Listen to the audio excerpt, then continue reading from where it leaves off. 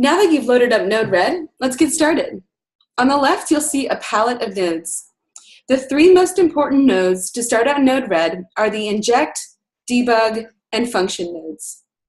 The first node at the top of the node panel is a very important node called the inject node. The inject node is usually the first node of the flow.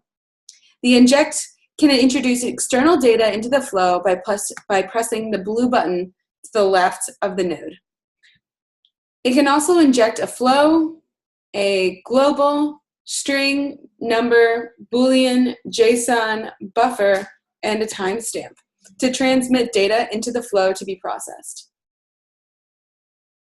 The debug node, the first node under the output section, deploys the payload or the node's information to the screen and can be connected to the output of any node.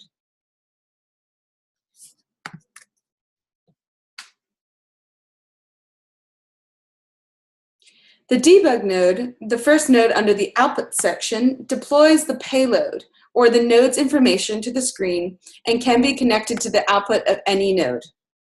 The debug node can be set to display messages to the debug console, located to the right column of your screen, and or the JavaScript console. If you're familiar with JavaScript, the debug node is similar to console.log. So here we're going to press deploy.